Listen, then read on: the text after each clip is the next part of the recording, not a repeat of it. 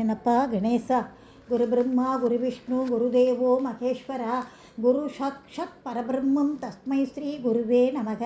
ಹರ ಹರ ಶಂಕರ ಜಯ ಜಯ ಶಂಕರ, ಹರ ಹರ ಶಂಕರ ಜಯ ಜಯ ಶಂಕರ. ಹರೇ ರಾಮ ರಾಮ ರಾಮ ಹರ ಹರೇ, Hare Krishna Krishna கృஷ்ண Hara Hare. 2 days before நான் ராமாயணம் போட்டேன், அதோட கண்டினியூஷன். அப்போ திருமால் என்ன சொல்லிட்டு இருந்தார், நான் பூலகத்தில் அவதாரம் பண்ண போகிறேன் அப்படின்னு சொன்னார். ராவணன் என்ன சொல்லலாம், பிரம்மதேவன் கிட்டக்க மனிதர்களையும் வளரங்களையும் சிறிய பிராணிகள்னு விட்டுட்டேன் அப்படின்னு சொன்னாராம்.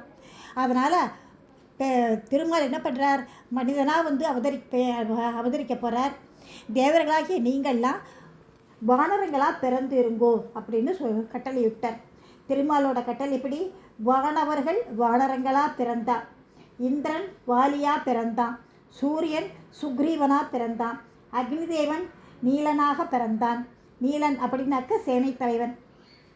விஸ்வபிரம்மா நலனாக பிறந்தார். வாயுதேவர் அனுமானாக பிறந்தார், அதாவது ருத்ராம்சமும் பொருந்திய அனுமானா பிறந்தார். அதை கலந்து நின்றது உபேந்திரன், அங்கதனாக பிறந்தார். பிரம்மதேவர் சொல்லிட்டார், நான் முன்னாடியே கரடி குழு தலைவனா ஜாம்பவானா பிறந்திருக்கேன் அப்படின்னு சொல்லிட்டார். கங்கை கரையில் தர்மாங்கதர் அப்படிங்கிற ஒரு அந்தனர் முனிவர் ஓம் நமோ நாராயணா ஓம் நமோ நாராயணான்னு அஷ்டாட்சர மந்திரத்தை ஜபித்துண்டே தவம் பண்ணின்னு இருந்தார். அதே ஊரில் கிராமத்தில் ஒரு பிராமணர் வாழ்ந்தார். அவர் ரொம்ப சாந்த சீலன், சந்தனம் போல குளிர்ச்சியில் இருந்தார். அவரோட மனைவி பெயர் கலகை. இவள் அக்னி திராவகம் போன்றவர். நெருப்பு மலை போல கணவன் மீது சீறி சீறி விழுவா. அவள் வேண்டாம் அப்படிங்கிறதெல்லாம் இவ வேணும்னு பண்ணுவாள். வேண்டும் வேணும்னு சொன்னாக்க வேண்டான்னு பண்ணுவாள். இவ எல்லாம் ஏட்டுக்கு போட்டியே பண்ணிட்டு இருந்தா. அவள் ஒரு நாளைக்கு என்ன சொன்னார், கலகை எனக்கு சீதனத்தால் நீர் கொண்டிருக்கு, எனக்கு கொஞ்சமாக மிளகு குழம்பு வச்சு தரையா அப்படின்னு அவர் கேட்டார். இவன் என்ன பண்ணினா, பூசணிக்காயை போட்டு மோர் குழம்பு வச்சு கொடுத்தா. அது சீதனத்தை ரொம்ப அதிகமாக்கிடுத்து. இவர் எதை சொன்னாலும் எதிர்மறையாக செஞ்சுட்டு இருந்தார். இவருக்கு ரொம்ப வெறுப்பாயிடுத்து. அதனால் என்ன பண்ணார், தலையில் ஒரு துண்டை போட்டுட்டு வெளியில் கிளம்பிட்டார். எதிரில் ஒரு ஆத்மா அன்பர் வந்தார். அவர் ஐயரே எங்கே போறீர் அப்படின்னு கேட்க, மனைவியோட துன்பம் என்னால் சகிச்சு கொள்ள முடியல, அதனால் வீட்டை விட்டு நான் வெளியில் போயிடுறேன். அதற்கு அந்த அன்பர் சொன்னார், நான் சொல்கிறத கடைப்பிடிங்கோ, உங்களுக்கு வேண்டாம் என்பதை வேணும்னு சொல்லுங்கோ, முயற்சி செஞ்சு பாருங்கோ அப்படின்னார்.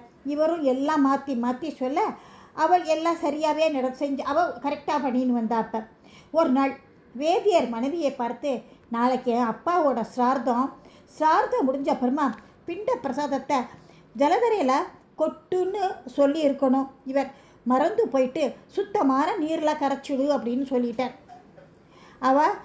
இவர் கவனக்குறைவாக சொல்லிட்டார். சார்தம் ஆயிடுத்து. அவள் என்ன பண்ணினா, சாக்கடை தண்ணியில் போய் போட்டுட்டா, அசுத்தமான தண்ணியில் கொட்டிட்டா. கோபமே வராத குணக்குன்றமாகிய அந்த அந்தனருக்கு கோபமான கோபம். அவளை பாவி, எனக்கு 1000 குற்றங்கள் நீ செஞ்ச, அத்தனை நான் பொறுத்துண்டேன். பித்திருக்களோட தூய பிரசாதத்தை ஜலதார தண்ணீரில் கொட்டிட்டியே, இது எவ்வளவு பெரிய பாவம். கலகை, நீ அழகையாக போக கடவுது அப்படின்னு சாபம் கொடுத்துட்ட. அந்த பெண் பேயாக மாறிட்டா. குடிக்க தண்ணும் இல்லை, தங்கறதுக்கு நிழல் இல்லை, அங்கும் எங்கும் அலைஞ்சி தெரியறா பேயா. ரொம்ப வேதனைப்பட்டா. கங்கை கரையில் ஒரு நமோ நாராயணாய அவர் சொல்லிகிட்டு இருந்தார். ஸ்டார்டிங்லேயே சொல்லிட்டேன் நான். அந்த மந்திர ஜபம் செஞ்சுட்டு இருந்த தர்மாங்கதரை இந்த பெண் பேய் பிடிக்க போச்சு. நெருப்பை விழுங்க போகிற எறும்பு மாதிரி தான் ஆயிடுத்து கதை. முனிவர் புன்னகை புரிஞ்ச கம்மண்டில் தண்ணியை எடுத்து ஓம் நமோ நாராயணான்னு தெளித்தார். அந்த மந்திர நீரால் அவளது பாபமும் சாபமும் விலகி போயிடுத்து. அவள் அவருக்கு நமஸ்கரித்து அழுது, தபோதனரே, நான் கலகை என்ற பெயருள்ள பெண். கணவன் மனம் நோக பல குற்றங்கள்லாம் செஞ்சேன். அந்த பாவத்தால் அவரோட சாபத்துக்கு பேயா திரிஞ்சு அலைஞ்சு நொந்தேன். எனக்கு அருள் புரிவீரா அப்படின்னு வேண்டி நின்றார். தர்மாங்கத முனிவர் அவளுக்கு தன்னொருள் புரிந்து, அம்மா அழாத, நான் அறிவு தோன்றிய நாள் முதல் இன்று வர செஞ்ச தவத்தில் பாதி உனக்கு தந்துட்டேன்.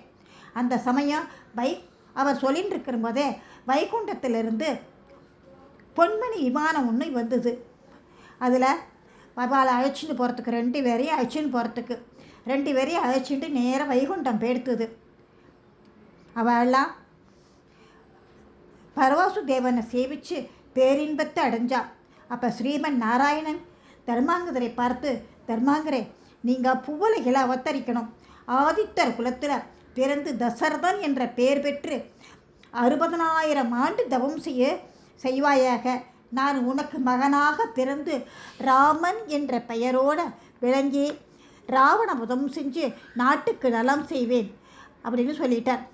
அப்புறமா கலகையை பார்த்து சொன்னார், அம்மா கலகை, நீ கேகய நாட்டில் அஸ்வபதி என்ற மன்னனுக்கு மகளாக பிறந்து கைகேயி என்ற நாமத்தோடு வளர்வாய். தர்மாங்கதருடைய தவத்தால் பாதி பெற்றதால் கோசலை வயிற்றில் நான் பிறந்தாலும் என்னை நீ அன்பு மகனாக வளர்ப்பாயாக. நீ பிறந்த வீட்டிலையும் சரி புகுந்த வீட்டிலையும் சரி ரொம்ப பெருமையோடு வாழ்வ. சமயம் வரும்போது என்னை கானகம் போகச் சொல்லி கலகமும் செய்வனி அப்படின்னார். திருமாலுடைய சக்கரம் பரதனாகவும் சங்கு சத்ருகனாகவும் ஆதிசேஷன் லக்ஷ்மணனாகவும் பிறக்குமாறு திருமால் கட்டளை இட்டார். இவற்றையெல்லாம் வசிஷ்டர் தன் ஞான கண்ணால் கண்டார். வசிஷ்ட முனிவர், தசரதே, உமக்கு எதிர்காலம் சிறப்பாக இருக்குது, சிறந்த மகப்பேறு கிடைக்கும் அப்படின்னு சொல்லி நிறுத்திட்டார். மற்றது 2 நாள் கழிச்சு.